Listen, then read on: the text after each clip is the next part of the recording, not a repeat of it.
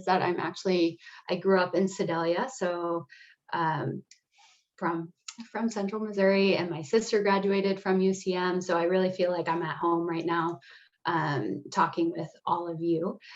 And so thanks for that opportunity, Diego, to speak with UCM students. And today I wanted to share with you more about my professional experience as a humanitarian, primarily in complex humanitarian emergencies. So these are, for the most part, conflict areas, but lots of natural hazards and disasters that happen as well in those contexts. But first, just a little bit about me and how I came to be a professional humanitarian. So when I was in college, I was very much focused on anti-genocide work and forced migration as my course of study. So I was a human geography major, looking at reasons for internally displaced persons and refugee crises and all the political ramifications of that. And when I realized that there's this whole subset of people who support and who take care of and who help to respond to these crises, I was pretty much hooked right away. And I was like, oh, that's what I want to do. And that's the way that I want to offer my gifts and skills and education and experience to the world. And so when I immediately did my master's in human rights and public policy at University College London, but it was a research degree. And so I focused my research on the UN's monitoring and reporting mechanism for grave violations of child rights during armed conflict.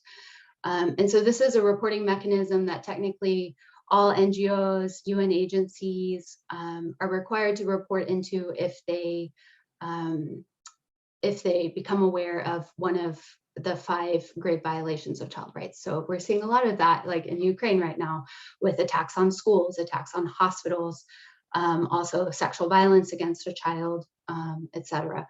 And so my first, where I did my field work for that was in Mafraq refugee camp on the border of Jordan and Syria. And that was my first time in a refugee camp setting. It was my first time seeing folks buzzing around in these white Land Cruisers wearing the khaki vests that Michael's talking about.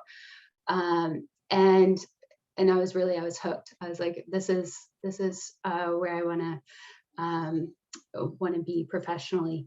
After that, my first real field assignment was in Eastern Democratic Republic of Congo. And this is actually a picture of Eastern Congo, a little bit south of where I actually was on my first assignment, but you can just see that it's the most beautiful place in the entire world.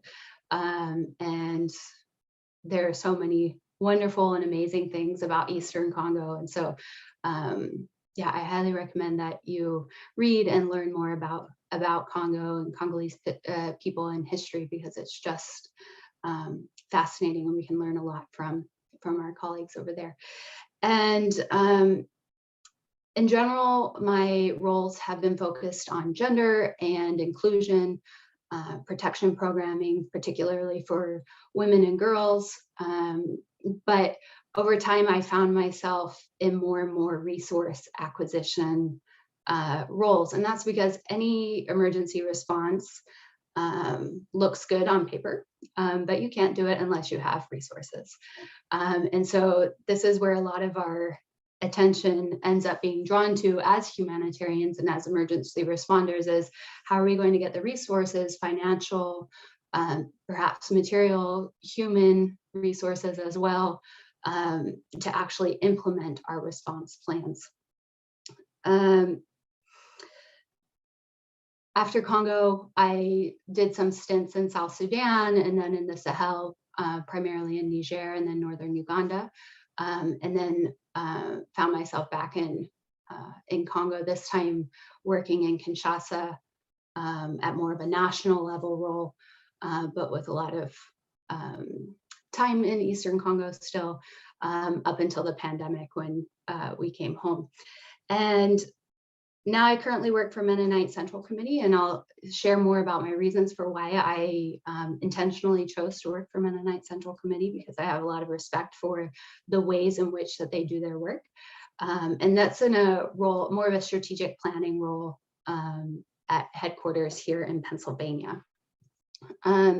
So my goal for today to share with you all is just to expose you to these broader trends that are happening in international relief funding, so that you're better prepared to resource your response for your simulated disaster response that you're doing in this class. When I first started in that very first role in Eastern Congo, I was working for Samaritan's Purse, and I had no idea about anything to do with funding, but I was tasked with like finding the funding for this response. So I thought that it would be most useful to expose you to what are the conversations that are happening in this space, what are the key kind of terms and what we're thinking about, who are the key donors, how do you get that money, so that you can take that forward with your future work.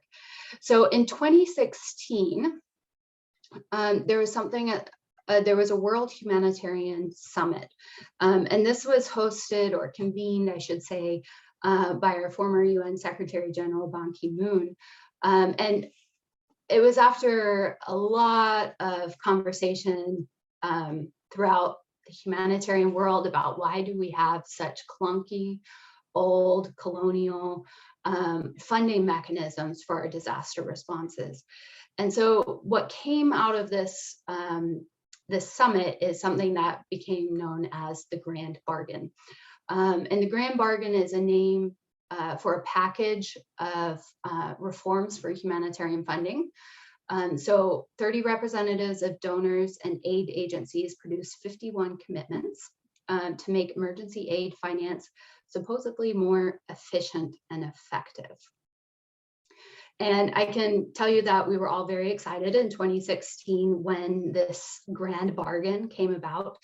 None of it was new information. None of it was surprising to those of us who worked in that space, but it was welcome to have it all committed to all of the major donors, all of the major international NGOs in one place, saying this is the way that we're going to work at making our emergency aid financing more efficient and effective.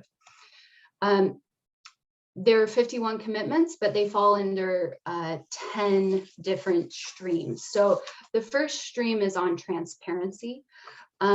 So by transparency, what they meant was a commitment to publish timely, transparent, harmonized, and open high-quality data on humanitarian funding. This was...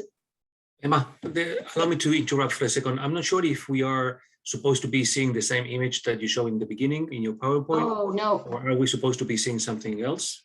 Maybe I can, Emma, I can see your third or fourth slide, the one with transparency on it. Oh, you could. Maybe it froze That's for what Diego. I saw as well. I was, in my screen, I was only seeing like the first part.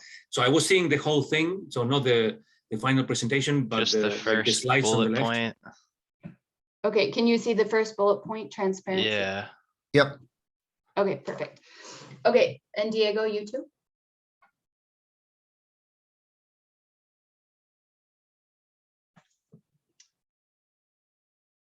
Yeah, so transparency. So by which they meant, and there were several different commitments that fall under this, what we called work stream of transparency.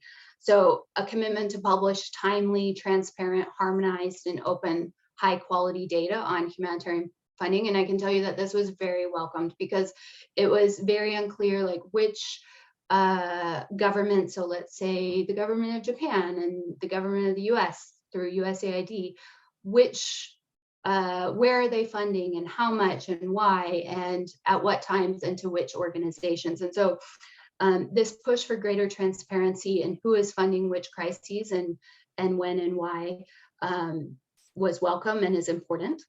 The next,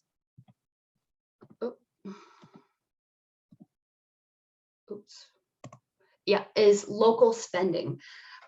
So I'm piggybacking here a bit on Michael's presentation, local spending. So what this means is a commitment to increase our spending on local organizations from, at the time, it was 0.4%, so not even 0.5% of all international aid went to local responders. That means that, 99.6% went to UN agencies and international NGOs to respond to crises and disasters happening outside of their home context. The commitment during the Grand Bargain was to move this from 0.4% to 25%, of which we are nowhere near that right now, but there has been progress.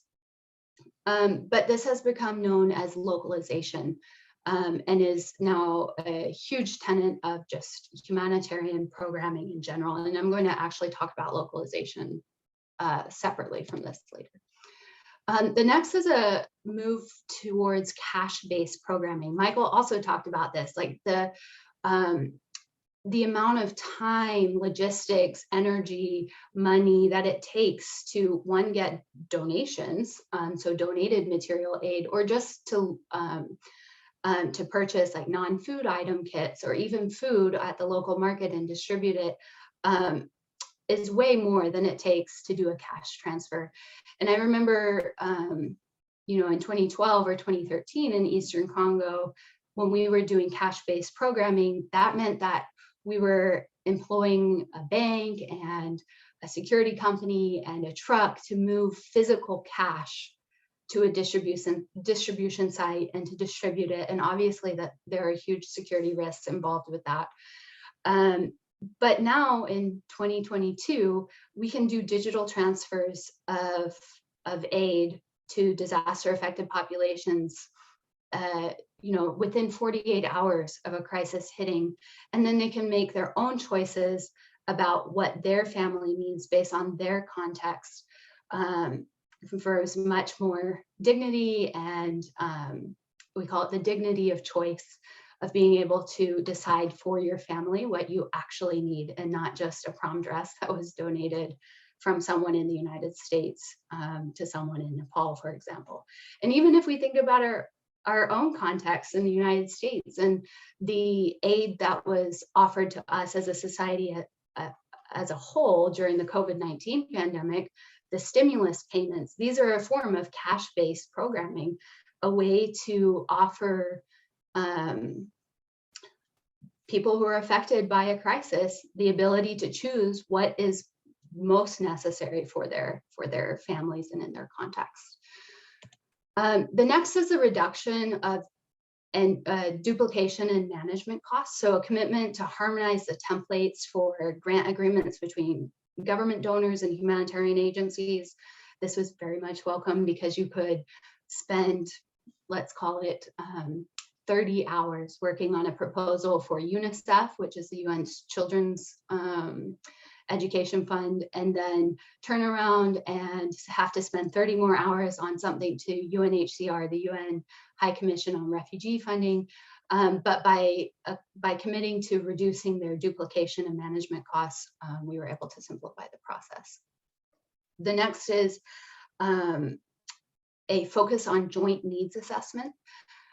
So again, this is one that I've personally seen a lot of progress on. So in 2012, 2013, for example, if there was a large displacement of communities in Eastern Congo because of different non-state actor violence, rebel groups, et cetera, armed groups, each of the NGOs would go out and do their own assessment of the situation. So they would go there and they would ask a sampling of people, okay, why did you come here? Yesterday, they would be looking for a food consumption score. So yesterday, how many times did you eat legumes? Yesterday, how many times did you eat meat? Yesterday, how many times did you eat beans? And on and on and on. But if I came and did that yesterday with a group of 15 people, and tomorrow Norwegian Refugee Council comes and does it, and then the next day OCHA comes and does it, and we're all getting the same information, that's ridiculous, one. And two, it's a waste of resources And it's highly disrespectful to affected populations and communities to be asking them the same things over and over again and not actually delivering the aid. The next is inclusion. So this really is very similar to local spending. So inclusion means including those who are affected by a crisis or a situation in the planning of a response, because they know what they need best. And if you think of it as like, do unto others what you would want done to you, like if you were the person affected by a crisis and, you know, and it's highly likely that at some point in our lives, we will all be affected by some sort of hazard or disaster. Would we want to be included in the planning process for that response? And the answer is most definitely yes. So that AAP stands for accountability to affected populations. How are we acting in a way that supports the dignity of everybody involved? And Michael also made a great case for this. The next is multi-year funding. So it used to be that donors like USAID or others would give you funding for a 6-month project or a 3-month project, and then you'd have to reapply and reapply and reapply and reapply, knowing that this crisis is going to last for a long time, especially in places like Eastern Congo or South Sudan that are experiencing these protracted humanitarian emergencies. And so this ability to plan for multiple years so that you can retain staff for longer periods of time, so that you can plan for, you know, an education project and not just what are we doing in the next week with the funding that we have that only lasts a month. That's very much welcome.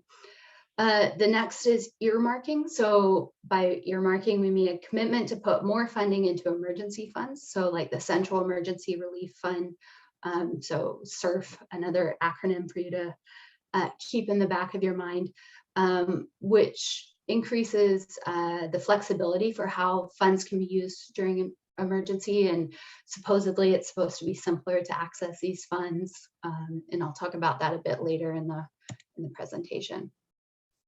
And then next, reporting. So there was a push for governments to harmonize what they were asking for.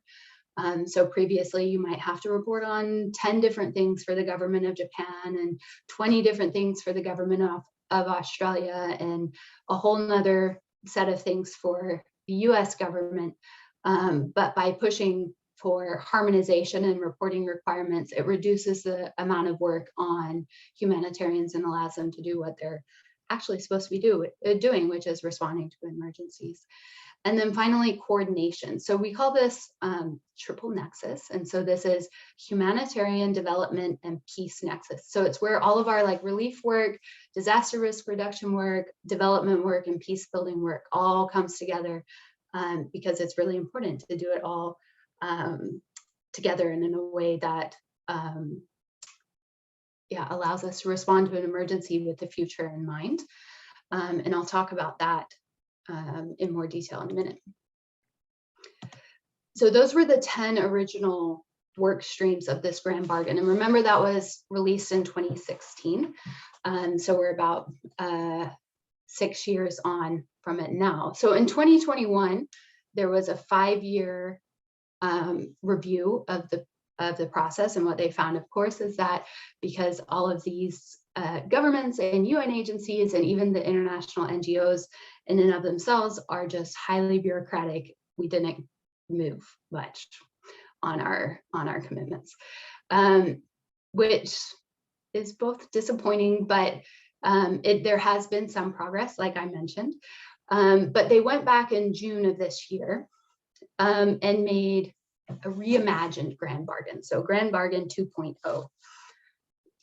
This grand bargain 2.0 looks a little bit different in that there's 2 enablers. So the first enabler is quality funding. So needing to have, so aspects of quality funding meaning like it's available to us quickly, like we don't have to go through crazy bureaucratic processes.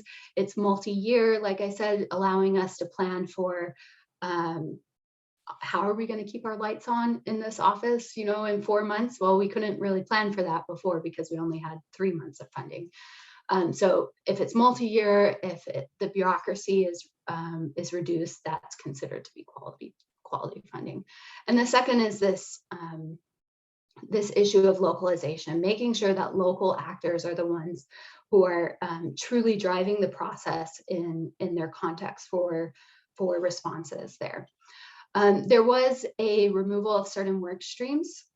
Personally, I found that to be a little bit surprising, especially one of them, which was cash-based programming, because originally cash-based programming, despite the overwhelming evidence that it works really, really well, and it's only becoming easier and easier to do with technology and digital advancements, was in the original grand bargain was only half-heartedly endorsed, and that was in large part because of our own US government. Sorry, I just assumed that we're all Americans in this room, so sorry about that. But because of the US government saying that they would prefer to give material aid instead of cash-based aid. But they found that by Grand Bargain 2.0, everybody has bought into this idea that cash-based programming works, which is great. And then the fourth is that work is now done through caucuses to work on smaller pieces of these issues rather than large chunks, with the hope that maybe we'll be more nimble and in 5 years we'll have made more progress than we made in the last 5 years. I wanted to highlight a couple, the main points that I think are the most important from Grand Bargain and how we're talking about humanitarian funding. So the first is localization. So OECD defines that as localizing humanitarian response as a process of recognizing, respecting, strengthening the leadership by local authorities and the capacity of local civil society in humanitarian action in order to better address the needs of affected populations and to prepare national actors for future humanitarian responses. So there's a lot in there. What is most important to me, I think, is that it's about better addressing the needs of affected population. Like why should we invest in local NGOs and not these mammoth international NGOs? And I say this as someone who has worked for mammoth international NGOs. And that's because they're there. They have early response, early access. If, for example, in like the in Michael's Nepal example, if an earthquake hits Nepal tomorrow, who's there right now? It's the local NGOs and the local civil society organizations who are there, who know their context, who have community acceptance, who are there. And those are the folks that as outside responders we should be seeking to support. There's also just an economic argument. It's way more cost effective to fund a local organization that's already there as opposed to international NGOs who have pretty steep overhead costs and other things. They can also make that link to development programming a lot more easily, and that's because they're there. They're going to be there for the next 10 years. It's not a come in, respond, and get out. Though, of course, I do think that we're all benefiting each other in this humanitarian ecosystem. But the local actors are the ones who are truly, truly important. And finally, our accountability to those affected populations is so much greater enhanced by supporting local organizations because they're there. Those are their family members. Those are their the people that they've lived and worked with their whole life. So their ability to be sensitive to cultural norms and to respond effectively is so much greater than ours, and so we should be following their leadership. There is a lot of question with this localization agenda of what is a local organization, and I've noticed that a lot in the last 5 years, that we're really grappling with, okay, so I have an office that's in Congo, in Democratic Republic of Congo. Like, does that make me a local organization? and to some donors, yes, to others, no. But truly, local organizations are like the national authorities in aid recipient countries, national NGOs, so NGOs that only have an office in that country, or a subnational, they only have an office in one city or one region of that country. And then local private sector organizations, the private public partnership and disaster response is really an emerging area, I think, and only one that's going to continue to grow over the coming years. Yeah, so those are like types of local organizations. And what I saw, especially in Congo, and especially over the last 5 years, as international NGOs have really grappled with, okay, so this funding that we've had is now going towards local NGOs, or should be going to local NGOs. How do we make ourselves more local? Is that there's been a quick process of trying to get as many local partners as you can for the sake of having local partners, rather than for the sake of having good responses. And so I would just caution you to be aware that that dynamic exists. And I mean, speaking of really challenging dynamics, I've seen times when people all come together to plan, when different organizations come together to plan a disaster response. So this happened in 2018. Eastern Congo had the largest Ebola outbreak outside of the West Africa Ebola outbreak that took 2 years to contain because it was in an active conflict zone. And this was a planning session for a new grant, but the local partners were only invited to 1 day out of the 4-day planning session. That is not localization. Localization is when we're fully responding to the leadership of local communities and what is best in that situation. The next, sorry, just checking the time. I think we've just got a few minutes. The next is this humanitarian peace development nexus. And this is a really important concept if you're moving into international relief work to understand. So this is just brief description. It's a long-term strategic approach for building resilience to natural disasters and conflict.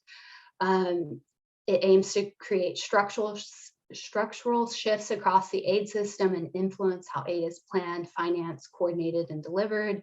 It has to do with resilience building, and a key focus, of course, is community-led development because of local transferring to local leadership for sustainability. And I don't think that we have time to go into nexus conversations in a lot of detail, but I would encourage you, as you're thinking about, even for your simulation, planning an international disaster response, making sure that you're thinking of, okay, this is a disaster response now, but what about in 1 year or in 2 years? And what about social cohesion and peace building? And how do we make sure that this is the most sustainable intervention that it can be? And then think back to the localization conversation, and remember, it all starts with local leadership. So those are conversations that are happening in the humanitarian world about funding. But how could you, if you have this simulated disaster, like an underwater volcano erupts and just totally wipes out all communication, and yeah, numerous needs in a community, how could you get the funding for your response plan? And I have 5 tips for you. So the first is be present and be active. And so thanks, Michael, for bringing up the cluster system. The cluster system for humanitarian response is so important. If you want funding for your response, you have to be in the cluster system. And I call this just butts in seats. Have butts in those seats when they're having those meetings. And it would be good if you ask good questions too in those meetings, so that the folks around you know, like, oh, this is so-and-so with such and such organization, and they're here and they're active and they're ready to respond. The second has to do with localization. So invest in local partnerships before a crisis if possible. I can tell you that the first 2 weeks of the Ukraine crisis for international NGOs who previously had no presence in Ukraine or Moldova or Romania or Poland was them trying to scramble to find local partners. And so then all of these international NGOs are fighting over local partners.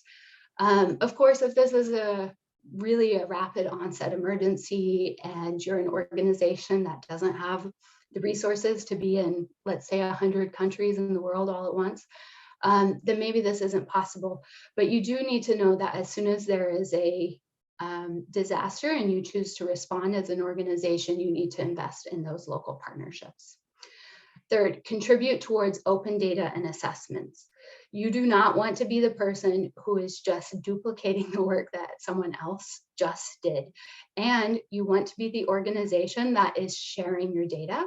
One, because it builds credibility for your organization and knowing that you know what you're talking about here. You can collect standard indicators, you can do it in an ethical way, and you can support the responses of other organizations by contributing this data. But it also just gets your organization's name out there. Donors are hungry for information in any sort of disaster, whether it's rapid onset or any of these protracted emergencies like in Congo. And so you can really make a lot of friends with the donors by being willing to contribute towards this open and joint data. Next, you really should prioritize flexible interventions and cash-based programming where appropriate.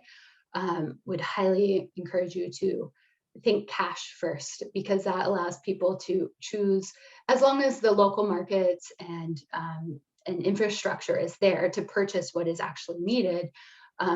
Cash allows people to do that quickly and to prioritize their actual needs. And then finally, nexus, like you have to think about this. Today, this is a disaster response, but tomorrow, what is this? You don't have to be an expert in doing it all. In fact, you probably shouldn't be, because none of us can, I say none of us, meaning none of our organizations can do it all at once, but we do need to coordinate with one another in order to make sure that we're all contributing in the best way at the best times. I know we just have like 1 more minute, so I'm just going to tell you quickly, the types of funding that you can have for humanitarian emergencies. So you have your bilateral funding. So this is where, if you're an American NGO, you can apply for funding from USAID. You can also apply for funding from the Japanese government or the government of the UK, or other countries. These are bilateral between a government and your organization. You also have multilateral funding. So that's when funding goes to a UN agency and then it comes to an organization. Those are typically more complicated just because of the layers. Like it goes to the UN and then it comes to an NGO, international NGO, and then it goes to a local NGO. And so you can see where we have inefficiencies in that system. The next is like a central emergency response fund. These are, you have to be in the cluster system if you want this funding. Same for country-based pooled funds, that you have to be contributing to joint assessments if you want to access these funds. And then my personal favorite, the START Network, this is for small and medium crises that might otherwise be forgotten. Within 72, and it's totally NGO led. So instead of being government or multilateral led, it's led by NGOs, and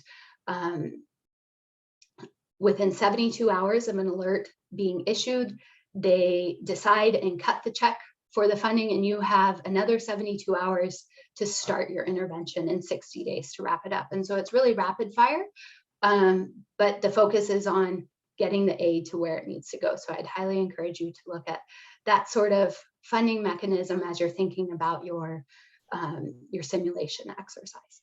So I think I will leave it there because I think we're right at time and stop sharing.